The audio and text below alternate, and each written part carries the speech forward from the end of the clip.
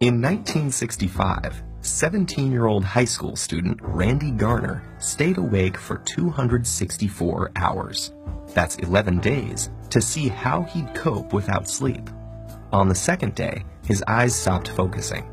Next, he lost the ability to identify objects by touch. By day 3, Garner was moody and uncoordinated. At the end of the experiment, he was struggling to concentrate, had trouble with short-term memory, became paranoid, and started hallucinating. Although Garner recovered without long-term psychological or physical damage, for others, losing shut-eye can result in hormonal imbalance, illness, and in extreme cases, death.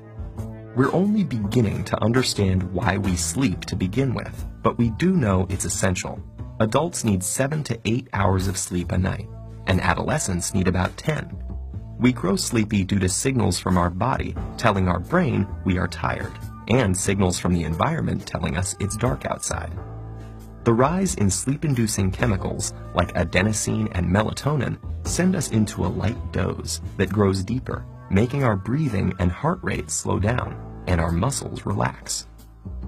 This non-REM sleep is when DNA is repaired and our bodies replenish themselves for the day ahead. In the United States, it's estimated that 30% of adults and 66% of adolescents are regularly sleep-deprived.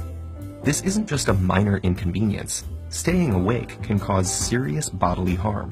When we lose sleep, learning, memory, mood, and reaction time are affected.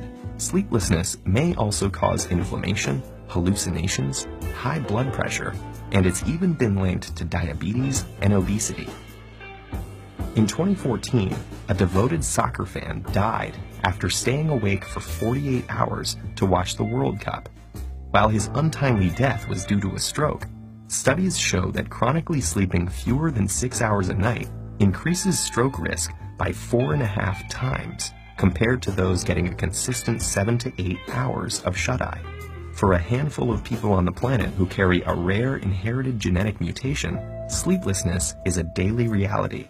This condition, known as fatal familial insomnia, places the body in a nightmarish state of wakefulness, forbidding it from entering the sanctuary of sleep. Within months or years, this progressively worsening condition leads to dementia and death. How can sleep deprivation cause such immense suffering? Scientists think the answer lies with the accumulation of waste products in the brain. During our waking hours, our cells are busy using up our day's energy sources, which get broken down into various byproducts, including adenosine.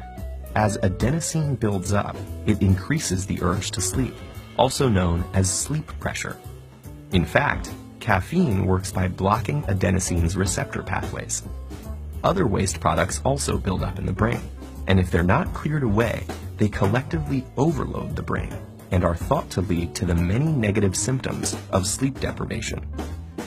So what's happening in our brain when we sleep to prevent this? Scientists found something called the glymphatic system, a cleanup mechanism that removes this buildup and is much more active when we're asleep. It works by using cerebrospinal fluid to flush away toxic byproducts that accumulate between cells. Lymphatic vessels, which serve as pathways for immune cells, have recently been discovered in the brain, and they may also play a role in clearing out the brain's daily waste products.